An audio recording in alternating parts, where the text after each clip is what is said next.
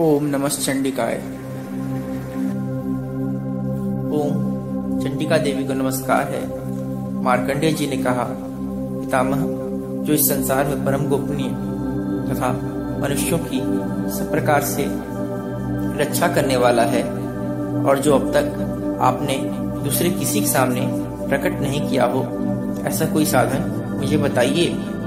ब्रह्मा जी बोले, ब्राह्मण, ऐसा साधन तो एक देवी का कवच ही है, जो गोपनीय से भी परम गोपनीय, पवित्र तथा संपूर्ण प्राणियों का उपकार करने वाला है। महामुने, उसे श्रवण करो। देवी की 9 मूर्तियां हैं, जिन्हें 9 दुर्गा कहते हैं। उनके पृथक पृथक नाम बतलाए जाते हैं।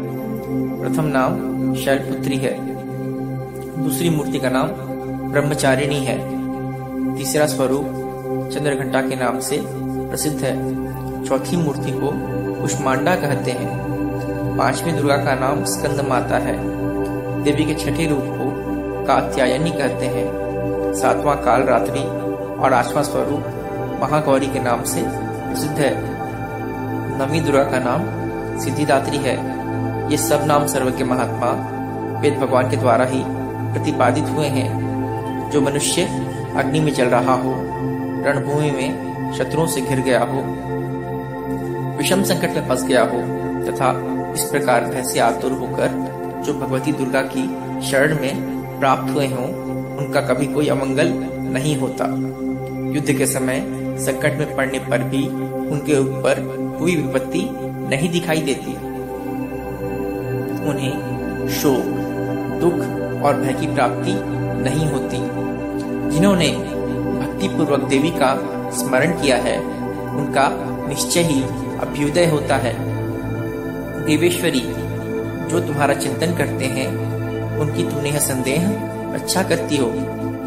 चामुंडा देवी प्रेत पर आरूढ़ होती हैं, वाराही भैंसे पर सवारी करती हैं, ऐन्द्री का वाहन ऐरावत हाथी है, वैष्णवी देवी गरुड़ पर ही आसन जमाती हैं, माहेश्वरी वृषभ पर आरूढ़ होती हैं, कौमारी का वाहन मयूर है, भगवान विष्णु की प्रियतमा लक्ष्मी देवी कमल के आसन पर विराजमान हैं और हाथों में कमल धारण किए हुए हैं। वृषभ पर आरूढ़ ईश्वरी देवी ने श्वेत रूप धारण कर रखा है। ब्राह्मी देवी हंस पर बैठी हुई हैं और सब प्रकार के आभूषणों से विभूषित हैं। इस प्रकार ये सभी माताएं सब प्रकार की योग शक्तियों से संपन्न हैं। इनके सिवा और भी बहुत सी देवियां हैं, जो अनेक प्रकार के आभूषणों की शोभा से युक्त तथा नाना प्रकार के रत्नों से सुशोभित हैं। ये संपूर्ण देवियां क्रोध में भरी हुई हैं और भक्तों की रक्षा के लिए रथ पर बैठी दिखाई देती हैं। ये शंख, चक्र, गदा, शक्ति, हल और मूसल, खेटक और तोमर, परशु तथा पाश, कुंत और त्रिशूल एवं उत्तम शार्दूल धनुष आदि अस्त्र शस्त्र अपने हाथों में धारण करती हैं। दैत्यों के शरीर का नाश करना, भक्तों को अभयदान देना और देवताओं का कल्याण करना, यही उनके शस्त्रधारण का उद्देश्य है। महान रौद्र रूप, अत्यंत घोर पराक्रम, महान बल और महान उत्साह वाली देवी, तुम महान भय का नाश करने वाली हो। तुम्हें नमस्कार है। तुम्हारी ओर देखना भी कठिन है। शत्रुओं का भय बढ़ाने वाली जगदम्बिके, मेरी रक्षा करो। पूर्व दिशा में ऐन्द्री मेरी रक्षा करें, अग्निकोण में अग्नि शक्ति, दक्षिण दिशा में वाराही तथा नैऋत्य कोण में खड़गधारिणी मेरी रक्षा करें, पश्चिम दिशा में वारुणी और वायव्य कोण में मृग पर सवारी करने वाली देवी मेरी रक्षा करें, उत्तर दिशा में कौमारी और ईशान कोण में शूलधारिणी देवी रक्षा करें। ब्रह्माणी, तुम ऊपर की ओर से मेरी रक्षा करो और वैष्णवी देवी नीचे की ओर से मेरी रक्षा करें। इसी प्रकार शव को अपना वाहन बनाने वाली चामुंडा देवी 10 दिशाओं में मेरी रक्षा करें। जया आगे से और विजया पीछे की ओर से मेरी रक्षा करें। वाम भाग में जिता और दक्षिण भाग में अपराजिता रक्षा करें। उद्योतिनी शिखा की रक्षा करें। उमा मेरे मस्तक पर विराजमान होकर रक्षा करें। ललाट में मालाधरी रक्षा करें, और यशस्विनी देवी मेरी भौहों का संरक्षण करें। भौहों के मध्य भाग में त्रिनेत्रा और नथनों की यमघंटा देवी रक्षा करें। दोनों नेत्रों के मध्य भाग में शंखिनी और कानों में द्वारवासिनी रक्षा करें। कालिका देवी कपोलों की तथा भगवती शांकरी कानों के मूल भाग की रक्षा करें। नासिका में सुगंधा और ऊपर के ओठ में चर्चिका देवी रक्षा करें। नीचे के ओठ में अमृत कला तथा जिह्वा में सरस्वती देवी रक्षा करें। कौमारी दांतों की और चंडिका कंठ प्रदेश की रक्षा करें। चित्रघंटा गले की घंटी की और महामाया तालु में रहकर रक्षा करें। कामाक्षी थोड़ी की और सर्वमंगला मेरी वाणी की रक्षा करें। भद्रकाली ग्रीवा में और धनुर्धरी पृष्ठवंश में रहकर रक्षा करें।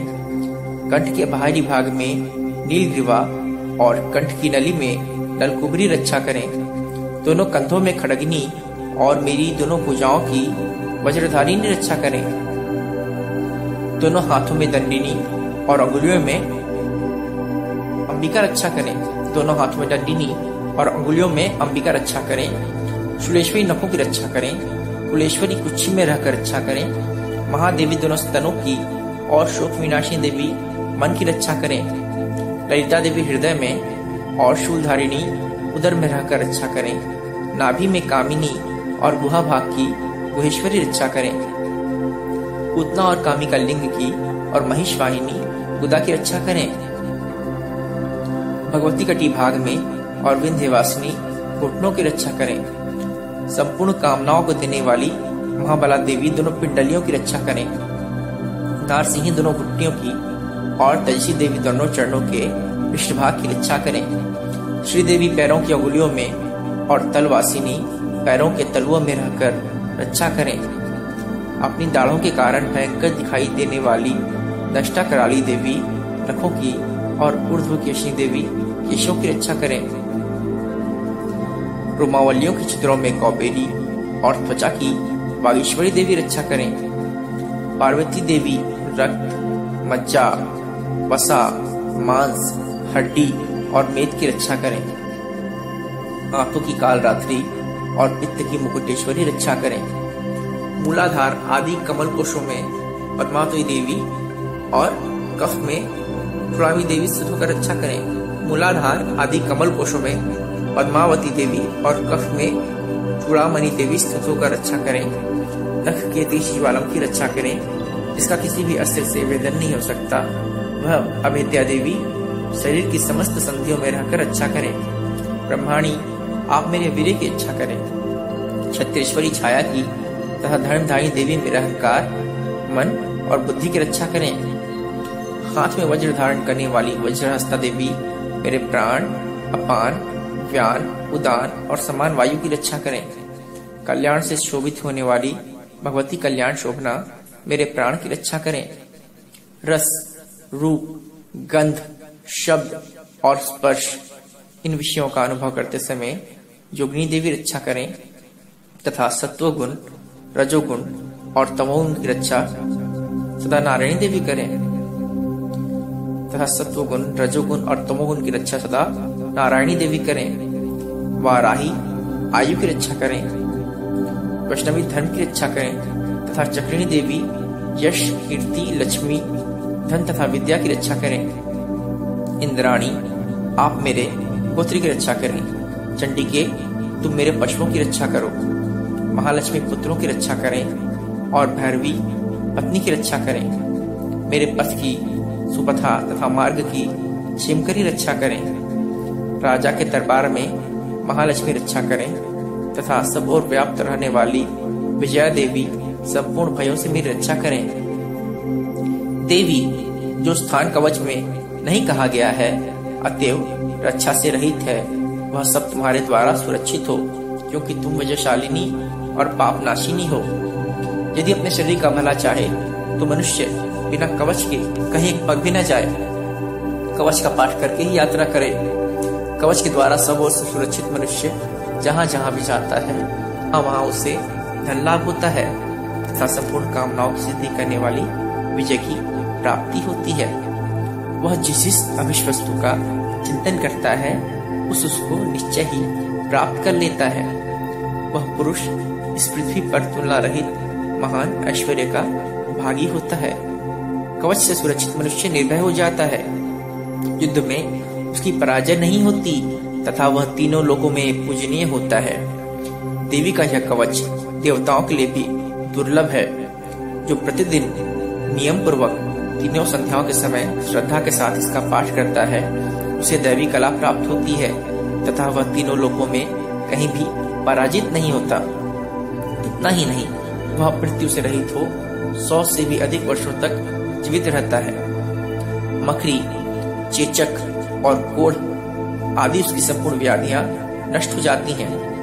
कनेर, भांग, अफीम, धतूरे आदि का स्थावर विष, सांप और बिच्छू आदि के काटने चढ़ा हुआ जंगम विष तथा ये फेन और तेल के संयोग आदि से बनने वाला कृत्रिम विष, ये सभी प्रकार के विष दूर हो जाते हैं।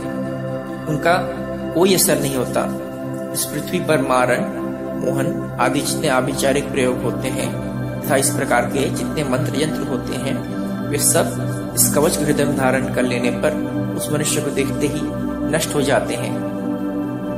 यही नहीं, पृथ्वी पर विचरने वाले ग्राम देवता, आकाशचारी देव विशेष, जल के संबंध से प्रकट होने वाले गण, उपदेश मात्र से सिद्ध होने वाले निम्न कोटि की देवता, अपने जन के साथ प्रकट होने वाले देवता, कुल देवता, माला, डाकिनी, शाकिनी, अंतरिक्ष में विचरने वाली अत्यंत बलवती भयानक डाकिनियां, ग्रह, भूत, पिशाच, यक्ष, गंधर्व, राक्षस, ब्रह्म राक्षस, बेताल, कुष्मांड और भैरव आदि अनिष्टकारी देवता भी हृदय में कवच धारण किए रहने पर उस मनुष्य को देखते ही भाग जाते हैं। कवचधारी पुरुष को राजा से सम्मान वृद्धि प्राप्त होती है। यह कवच मनुष्य के तेज की वृद्धि करने वाला और उत्तम है। कवच का पाठ करने वाला पुरुष अपनी कीर्ति से विभूषित भूतल पर अपने श्रेयस के साथ साथ वृद्धि को प्राप्त होता है। जो पहले कवच का पाठ करके उसके बाद सप्तशती चंडी का पाठ करता है, उसकी जब तक वन, पर्वत और काननों सहित यह पृथ्वी टिकी रहती है तब तक यहाँ पुत्र, पौत्र आदि संतान परंपरा बनी रहती है। फिर देह का अंत होने पर वह पुरुष भगवती महामाया के प्रसाद से उस नित्य परम पद को प्राप्त होता है जो देवताओं के लिए भी दुर्लभ है। वह सुंदर दिव्य रूप धारण करता और कल्याण में शिव के साथ आनंद का भागी होता है। ओम नमः चंडिकाय।